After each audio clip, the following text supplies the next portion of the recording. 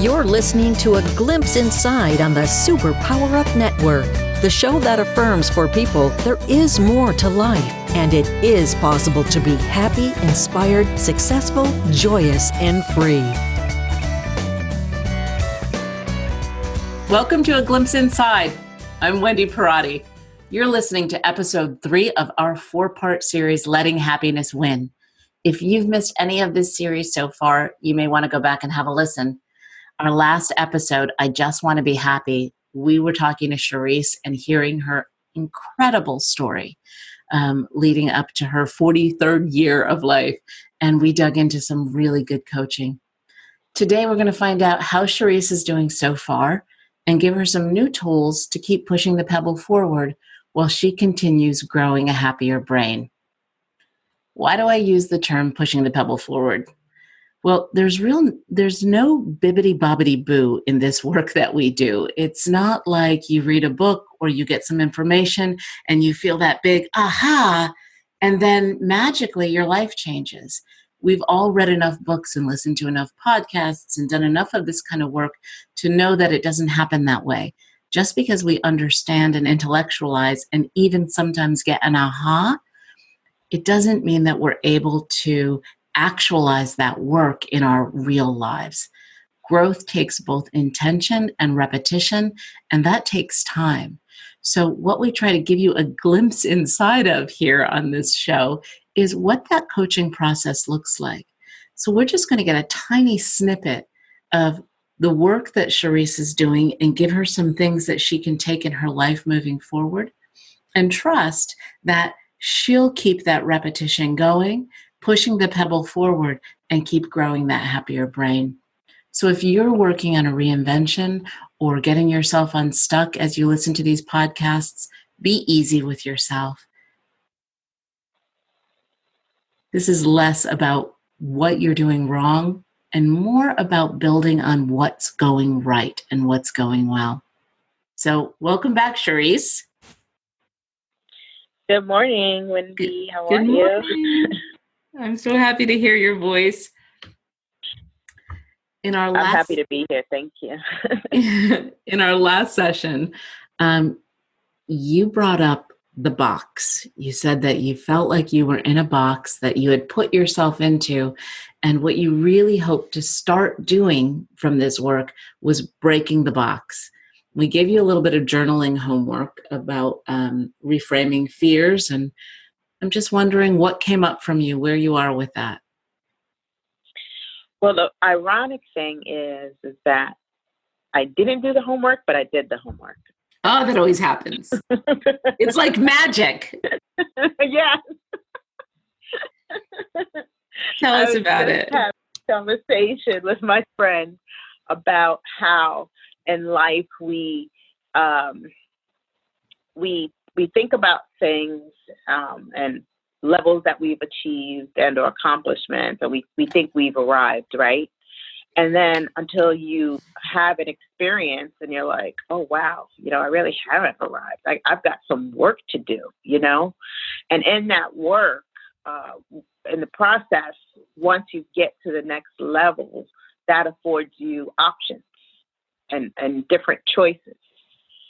And it's just funny because once you get to those options and choices, you realize that, wow, I should have did this a long time ago. That wasn't as hard as I thought it was. Maybe it was just making a few more calls. Maybe it was just reaching out to another dynamic of people. Maybe it was just I had to change a habit that I was doing, and now I have more options to help me get out of that box. And ironically, the box can kind of disappear in that process. You don't even really have to climb out. It's kind of like the fire just burns the walls down. So, yeah, it's been an interesting time since our last call, and an interesting process that has taken place in my life personally. I love that. We're going to dig really into that when we come back from our break. And you're so right, Cherese. these things that we're afraid of. And for those of you who didn't hear our first episode, the big fears that Cherese was going to journal on, but ended up sort of working their way into her life over the past 2 weeks were, I'll be judged if I'm successful. People will talk about me like, who does she think she is? Or I'll fail in front of everyone, meaning I'll get successful and then the bottom will fall out, and people will judge me for losing the success that I gained. And I think what I'm hearing is over the past 2 weeks, what you started seeing is those fears are an illusion, right? And when you start to see that small, simple actions are so much less scary than you think that they are, the box starts to magically disappear. Or burn itself down. I love that. That's even better. Yeah. Burn itself to the ground. Okay, so we're going to take a really, really quick break, folks. And when we come back in, we're going to dive in deeper with Cherese and hear what she's referring to when she says a lot's gone on in the past 2 weeks. Stay with us. I can't wait to hear what she's got to say. I'm sure you agree. We'll see you in a bit. Hello, everyone. This is Tonya Dawn Rekla, Executive Director of Superpower Experts, and we want to thank each of you for making Superpower Up the #1 podcast network for personal development and spiritual growth. Because people like you have the courage to say that mindfulness, healthy living, disrupting reality, the pursuit of consciousness, responsible entrepreneurship, and radical parenting matter. We now amass over 1 million downloads monthly in more than 90 countries. Our numbers keep growing because there are far more people willing to live divergently than mass media wants to acknowledge. For you, the change makers, the light bearers, the way showers, we say thank you. If you're ready to take the next step in your evolution, go now to superpowerexperts.com and take the Superpower Quiz. And as Neva Lee Rekla, our youngest podcaster, likes to remind us, remember, we all have superpowers and we can change the world. Welcome back. You're listening to episode 3 of our 4-part series, Letting Happiness Win. And we are coaching our friend Cherese as she grows a happier brain. Okay, Cherese, you referred to some big stuff or lots of little stuff that was going on over the past 2 weeks since we've seen you. Why don't we start there? Okay, great. I have been doing some self-reflection and digging a little bit deeper, as we talked before, about, what were the habits that I had previously that made me successful, but then it gave me a sense of balance. So I went back to those basics, but then I added what I've learned over the past 20 years to that. And then doing that with my timing, my scheduling, and being intentional with everything that I do, it has caused like this cyclical effect of, I would say magic, but it's kind of magical how it just all has come together. A contract that I've been working for over the last 6 months finally is going to be signed on Monday. Woohoo! Congratulations! It's like, woohoo! Thank you. A few, like 2 other things have happened, and previously I probably would have let it slide. And some people are like, oh, let go, let God, or karma will get them, or whatever. But sometimes you need to address things head on so that you can just be done with it and move on to the next phase. Because a lot of times we let things linger and we don't close them out. So when we get to the next section or the next level of where we're preparing to go, it's that thing that haunts you in the back, And in my thought process, I said, these things are part of what I would be fearing of what people are going to think. What are they going to say when I get to? So I need to address them, and I need to just shut them down, close it out, and be done with it. And so I called my attorney, and I having some letters sent out and some phone calls made, and just be done with it, Don't allow it to linger or have that fear that it'll come and invade. Like, even though you have the protection and you have the means to fight it off, but why wait till later? Just do it now. So getting rid of that procrastination is another thing too. I love the comparison that you made, because that's a sticking point for so many people, that the misconception of what letting go or let go, let God, or, in Catholics, they used to tell me, offer it up as a sacrifice, right? Mm-hmm. Karma, Mm-hmm. all of those things, let go of the outcome. There's so much value and there's so much truth to living your life through that lens. And yet, it does not mean sticking your head in the sand. Exactly. Right? And we know This is about trust. It's about trusting your gut. We know the difference on the inside. We know the difference between sticking our head in the sand and letting go of stuff that doesn't matter. And leaning into our faith, whatever that faith looks like. Those are beautiful things, and it's a fantastic way to live your life. As long as you're trusting that gut, which you did this week, that said, wait a minute. A couple of these things just need to be, again, love the lingo, hit head on. So congratulations for trusting that some things we do have to actually fiercely face in order to move beyond. How does that feel? Exhausting. But it feels great. It feels liberating. Yesterday I'm like, I woke up and I'm like, why am I so tired? And I looked at my calendar and I said, oh, you did a lot this week, emotionally and mentally and physically, because it took action. So it's like I had to make that change. So the switch had to go off to, mentally shift. And then emotionally, you have to get prepared for what's going to happen. And then physically, you just got to take the action and just go ahead and do it. So all those three things, it leaves you exhausted. And you're like, what happened? But you know what?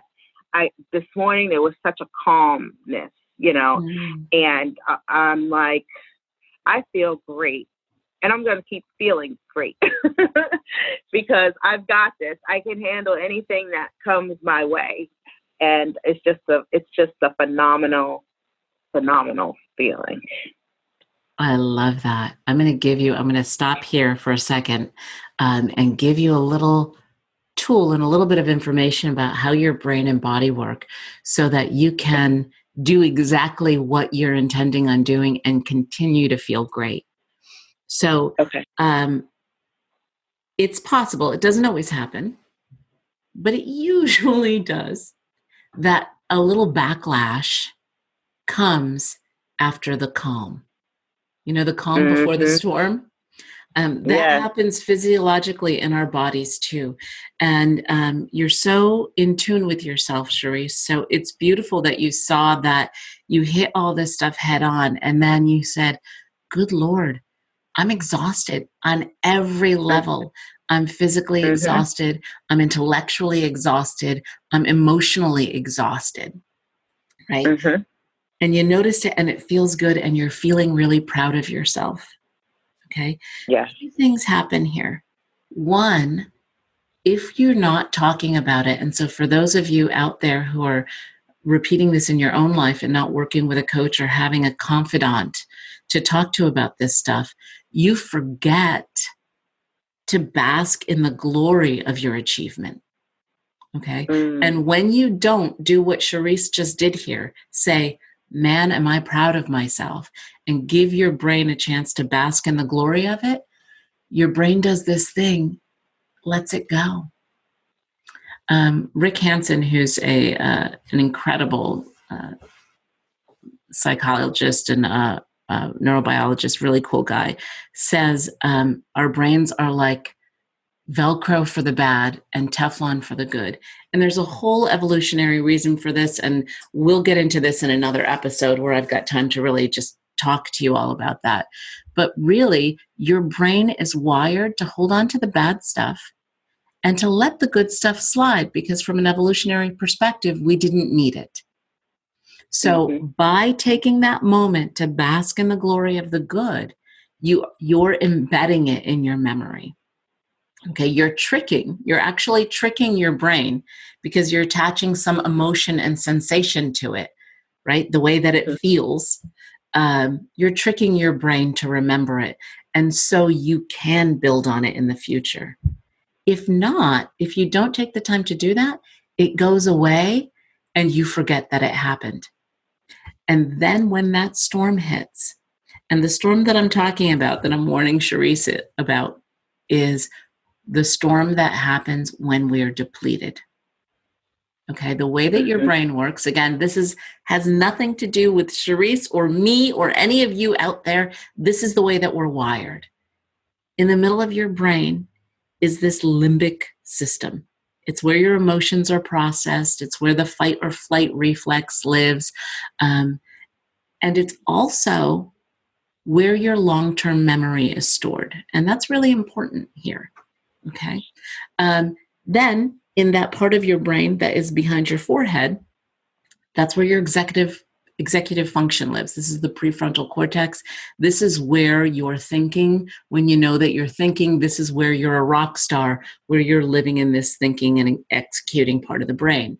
Okay. What happens, and I use Chip and Dan Heath's metaphor for this. I love their metaphor. That limbic part of the brain we can think of as the elephant, and that part that sits right on top of it, we could picture as the driver. The prefrontal cortex is the driver.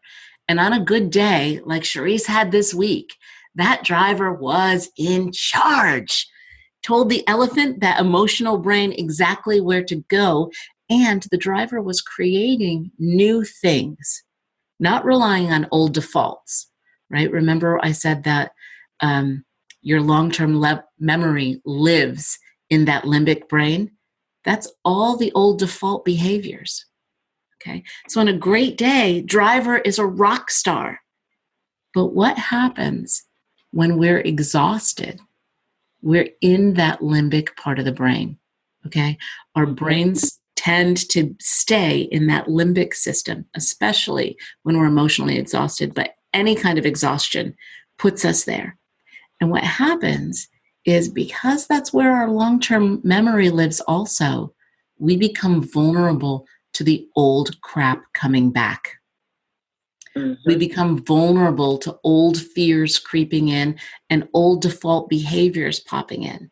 So often what happens, this calm before the storm, we rock something. We feel great about it. And sometimes we forget that how great we felt about it because we didn't take time to sort of implant that for ourselves. And then we're exhausted by the experience. And over the next couple of days, that exhaustion puts us in an old default. And we feel like this great thing that we did never really happened.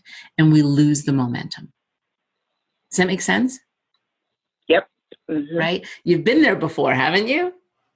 Yes. Yes. Right? We all have been there before. So the reason I bring this up is to not pop your balloon, but to say, if that happens, and it depends on how exhausted you really are, you can recognize it. Take a couple of deep breaths, allow yourself to rest, and lean into these things that you just said to us. Man, am I proud of myself. Holy cow, I can't believe that I did it. It was hard, but not as scary as I thought.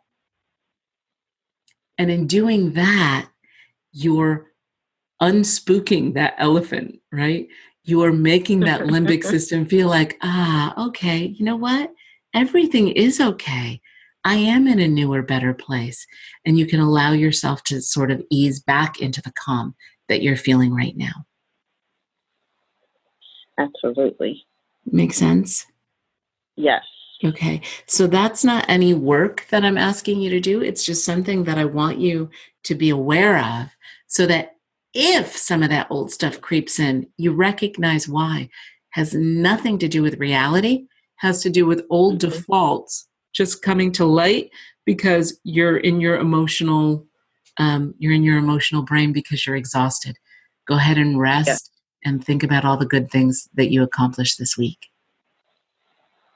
Absolutely. Okay. So I want to go back to what you were saying about looking at your successful habits of the past, right? We said at the very beginning of this show, we build on what is good rather than worry about, and that's what you did, right? On your own, that's what you did over this past week. I want you to get into a little bit more detail about how you did that and the quote unquote magic that happened. Okay. So I went back to the time where I felt the happiest and the most fulfilled in my life. And in that time was where life wasn't perfect, but, everything kind of flowed. I wasn't stressed out about things. And I mentioned this on our last call, you sit down and you think about that, and it brings you to what was my daily and weekly regimen. So you get the calendar out, you get your planner out, and it's like, okay, so I'm working half a day Monday, Tuesday, Wednesday, Thursday, Friday, and then Saturday and Sunday I need to be off. Like my brain needs to be able to reset. And that time that I'm off, I need to be able to rest. I need to have my laundry done. I need to have my house cleaned, and I don't go past a certain time of the week without those things being done. Because if they're not done, then that brings on anxiety, and then that brings on stress, and it's just like a whole hamster wheel. I see the hamster running in the wheel, like going around and around in a circle. So I implemented that this week strictly. I carved out time for social events. I carved out time for giving back. I carved out time just to read and to study. So now, going into this week, I'm going to do it all over again. And every week is not the same because you have different responsibilities and different things that you have to do. But for the most part, you have to have an idea of what you're doing, when, and where. So I used to pay my bills on a certain day previously. I used to go to the bank on a certain day previously. I used to go to the post office. And nothing interfered with that schedule. Nothing. Because if something interfered with that schedule, an external thing, I should say, then your whole balance for the week is thrown off. So if I say, let's say I'm going to the bank, I'm going to do my banking on Tuesday mornings, right? Well, anything that needs to get paid or done, or if you have to pick up a money order or a check or whatever, guess what? It's getting done on Tuesday. And that's just the bottom line. There's no deviation from the program. So, and it's like I had to discipline myself to say, no. This is the plan. These are the dates that you have to fulfill these things, and that's it. Even though you might have found a pocket of time here, that's not for that. That's for you to catch up on something at the office or whatever you're doing or whatever you're scheduled for that moment. You can fill it in, but not to take something from the next week and put it into this week. And then now you're like, oh, I did this, so now I can go. No, because now everything gets thrown off. So I had to like we used to say, have a come to Jesus moment. It means you have to come into yourself and sit down and say, I need to get myself together. And I did that, and the magic just started. But with the magic also came, we always say there's a story behind the glory, also came some punches below the belt that needed to be taken care of head on. So I'm because I feel like I did 20 years ago, which I haven't felt in a long time. That's awesome, Cherese. I'm so proud of you. This is really, really Thank good, you. really, really good work, right? So you did sort of what we were talking about. You went backward, you picked the best. And we often ask the question of coaching clients, I often ask the question, what are the things about you that are really going to help you get toward this goal specifically?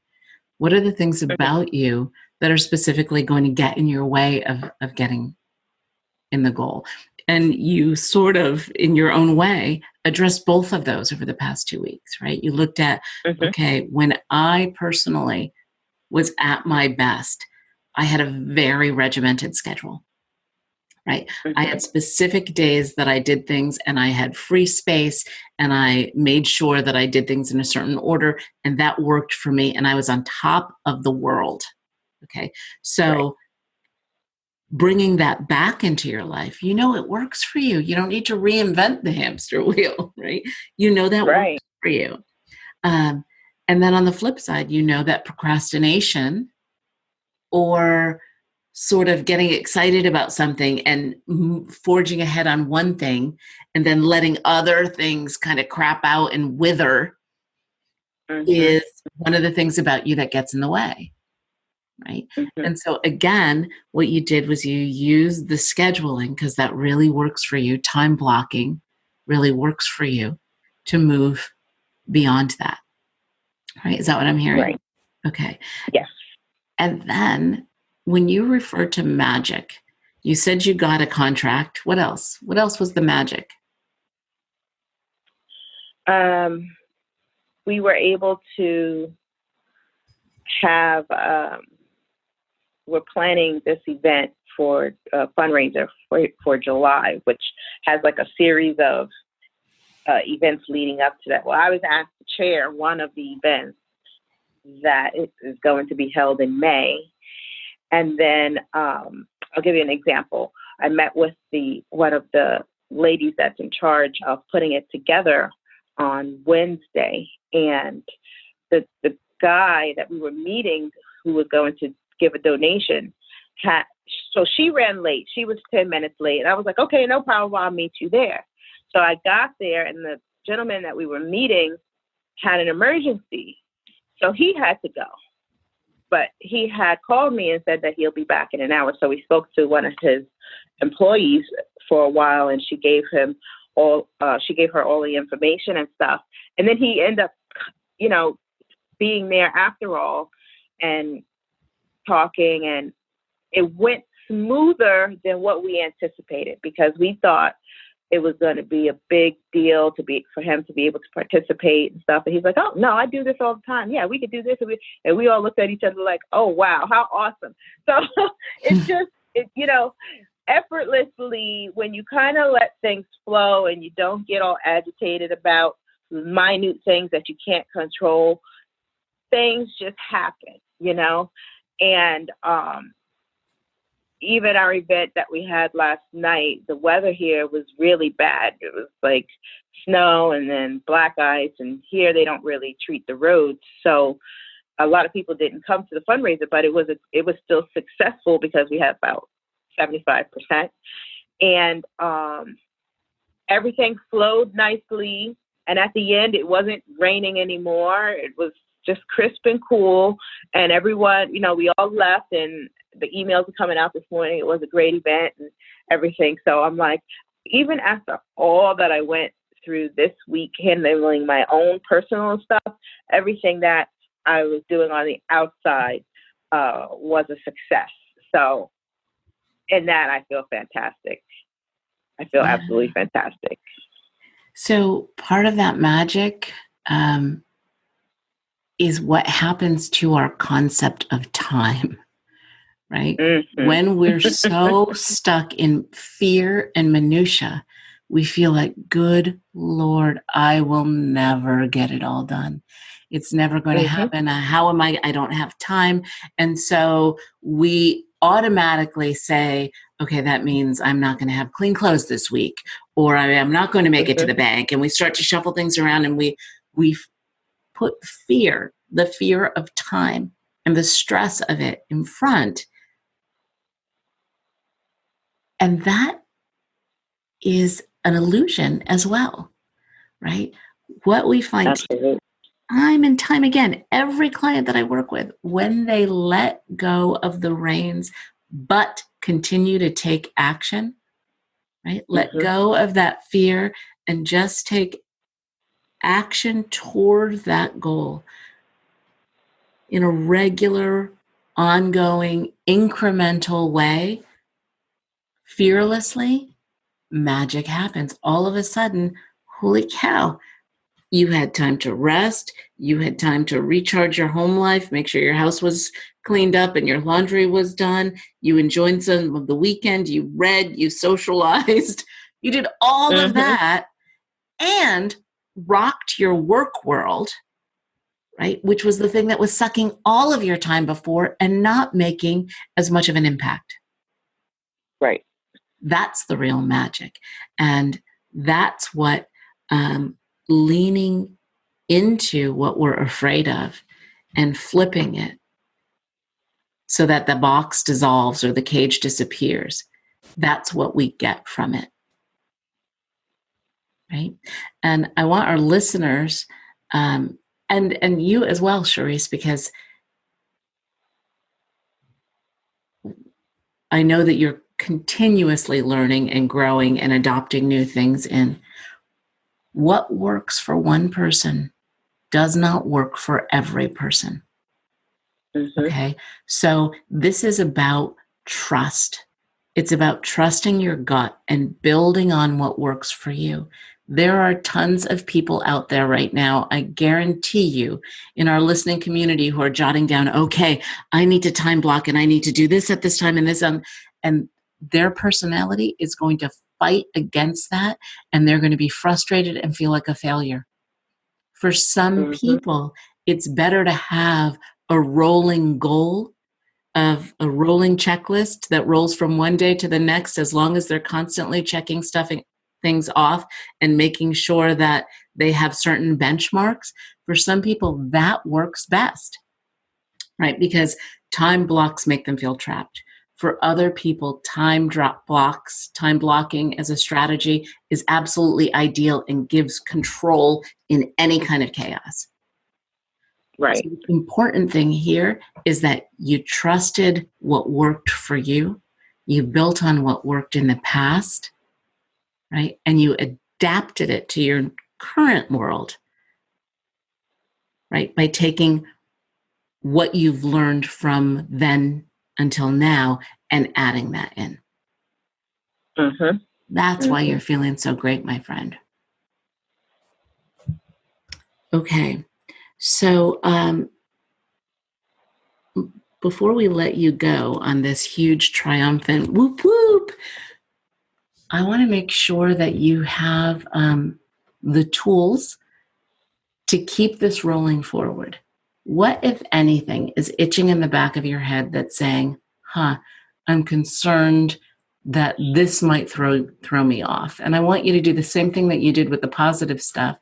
In the past, what's been the kind of thing that's derailed you when you've had momentum? Let's make sure that you have a tool so that doesn't happen again. I just wrote it down, and it's respect the boundaries. What does that mean for you? What that means is some things are negotiable and some things are not. And previously, if I would have a win, something would, hit below the belt and kind of throw me off course. But I have to put a boundary up of how far I'm going to allow my emotions to go when that happens. Because if you don't control your emotions, you can get stuck into this whirlwind of, oh my God, I can't believe that happened. What am I going to do now? And it's like this whole big, not necessarily a pity party, but drama. Mm. And I had to put a boundary up on myself. so that I don't get derailed, you know? So, you know, like when you're bowling and you throw the ball, and when you're a kid, they put those gutter guards in. That's the way that I see it. Like, I need to have those gutter guards up. So when stuff from the gutter tries to infiltrate my ball going straight down the line, it won't be able to do that. So it's kind of like a reverse type thing. Okay. Let's give you some gutter guards. Okay. Okay. So the first and most important thing is, let's be really careful about the language that you use with yourself. I have to control my emotions. It's putting a lot of pressure on you. Okay. Mm-hmm. Emotions just come, don't they? Yeah, they do. They just come. They come at us. And if your mindset is, and it's coming from the right place, right? But if your mindset is that what you need to do is control them, sometimes what we do is stuff those bad boys down. Okay, we swallow them. We say, not letting you in, putting up the wall. And that always comes back. And sometimes it comes back as a physical illness.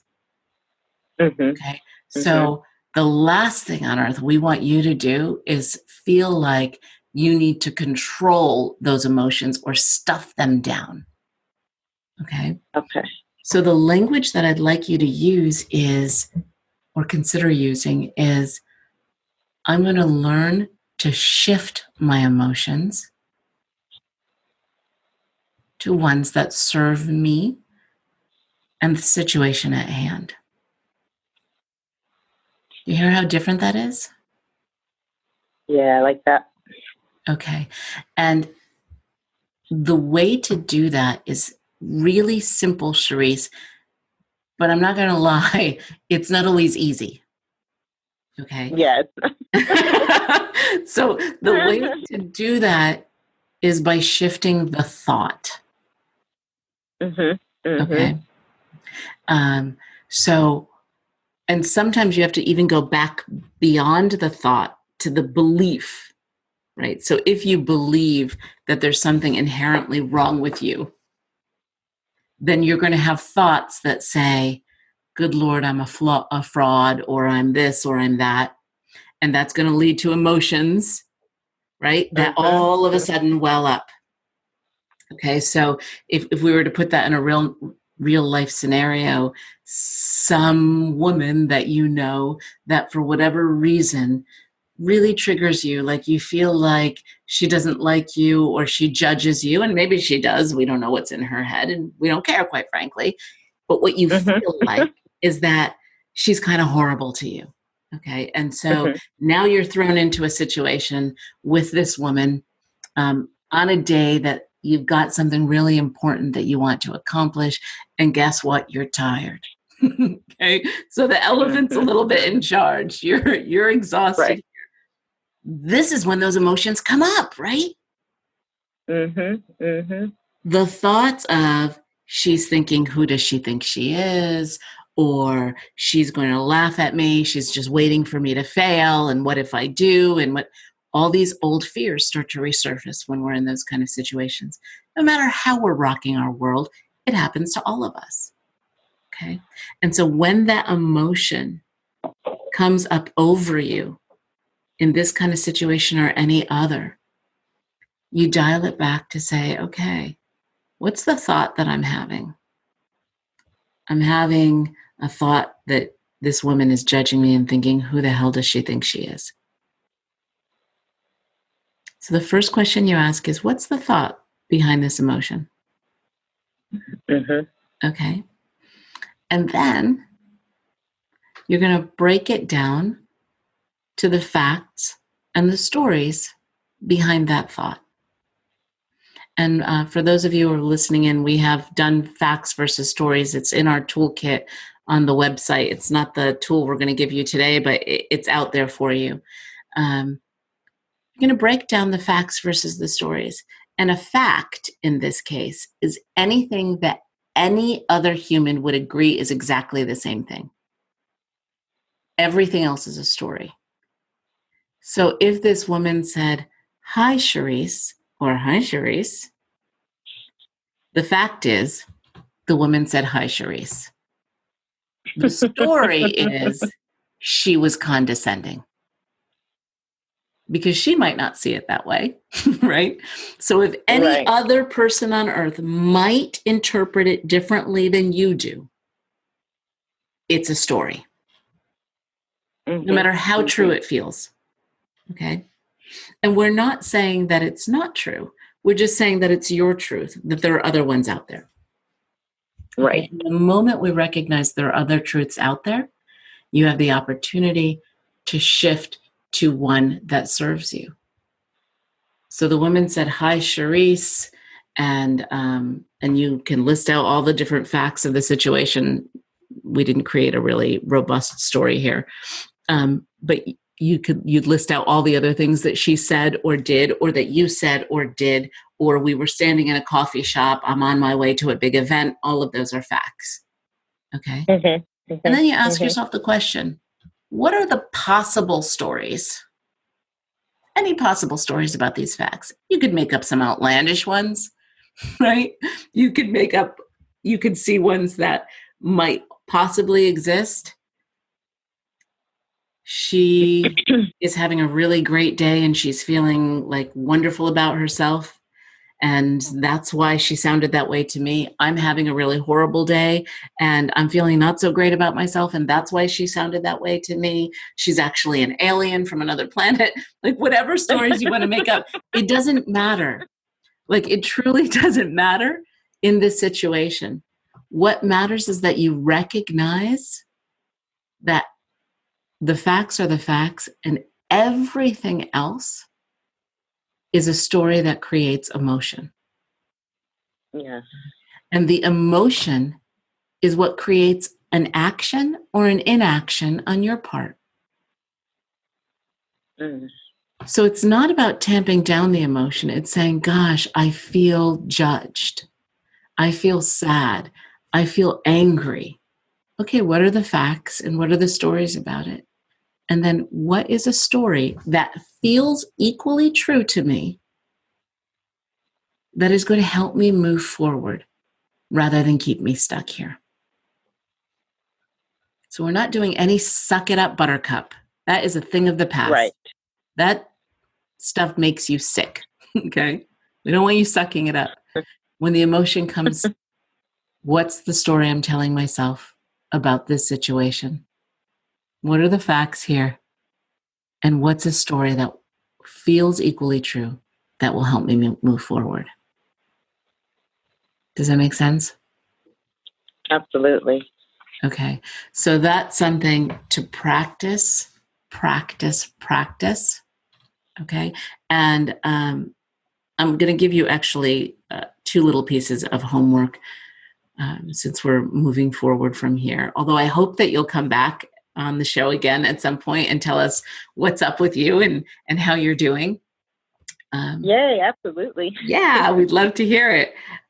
So the 2 pieces of homework that I want to give you are 1, practice this facts versus story. Practice naming and recognizing your emotion and just reframing it to a story that the thought behind the emotion to a story that helps serve you. And when I say practice, it means do it on the little stuff first. Okay. So do it on the little twingy things that just sort of are a minor trigger. It's so much easier to practice on those and get really good at this skill before you're deeply triggered or upset. Okay, so the more you play with this and practice it, the easier it is, right? You're growing your brain here. You're growing a brain that knows how to reframe the thoughts behind our emotions so that the emotion shifts. Okay, it's not about controlling your emotion. It's about shifting it. And you do that by shifting the thinking behind it. Okay, so that's one piece of homework for you. And another one is keep on embedding that good. Okay, even when you're not with us here, when you rock it, when you're proud of yourself, take a moment and let the feeling of it wash over you. Tell yourself the story in your head of what you accomplished and let the feeling of it wash over you. Because the more emotion that's attached to it, the more that it gets locked into that limbic brain. And then guess what? You do that enough, that becomes the new default. And even when you're tired, the stuff that elephant has in its little memory bank has as much good stuff in there as bad stuff. You start to grow a more balanced brain, a happier brain. Make sense? Absolutely. Absolutely. Okay, my friend. So we've got you some homework, and I am so happy that you are willing to come back at some point and tell us what's going on in your world and how your process goes. It's been an absolute delight to have you here on A Glimpse Inside Cherese. Thanks so much for sharing with me and everybody else out there. Thank you so much for having me. Okay, so for everybody else out there, I'm going to give you a little piece of homework. Of course, you can do the stuff that we gave to Cherese. But since this is our happiness series, make it a point this week to try to ritualize a happy habit. Any happy habit that you have, whether it's having a cup of tea in the morning in the sun, or FaceTiming with a kid, with one of your kids in college once a week, anything at all that makes you happy, that is a happy habit, ritualize it. And by ritualize it, I mean anchor it to something that you do regularly. Like you can put it on your calendar like Cherese does if you like to time block, or you can attach it to something that you do all the time, like go to the bathroom. I use the toilet all the time with my clients to say, hey, here's something that you do regularly all the time. Okay, you don't have to think about it. You just go in there and do that. And you're not busy really while you're in there. You're not terribly busy. It's a great time to ritualize a little mindset habit. Go ahead and reflect in that moment of the good things that happened in your life. Okay, so anchor a happy habit this week. Do it over and over. Remember, what you repeat is what you create, what becomes that new default for you. And this is the way, incrementally, you're growing a happier brain. So I want to thank everybody for being here with us today.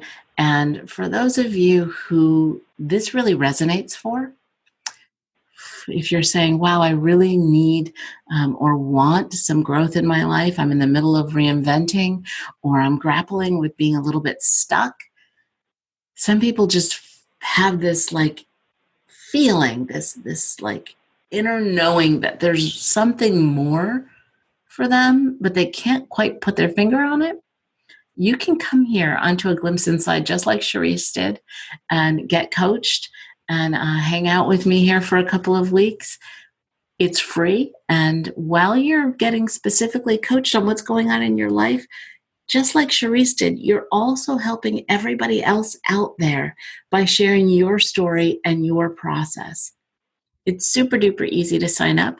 You just go to aglimpseinside.superpowerexperts.com and click the link to share your story.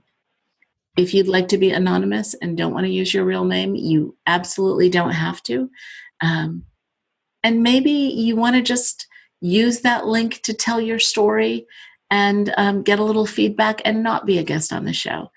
Really would love to hear from you. This show was designed to be interactive, so go ahead, click the link, aglimpseinside.superpowerexperts.com.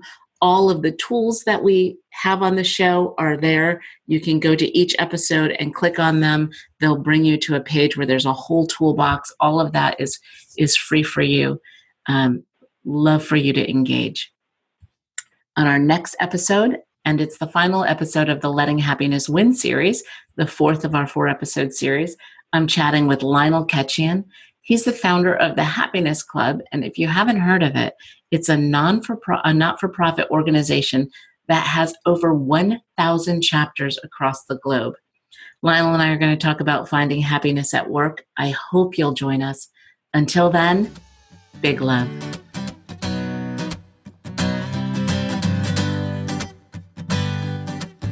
Are you ready to discover your superpowers?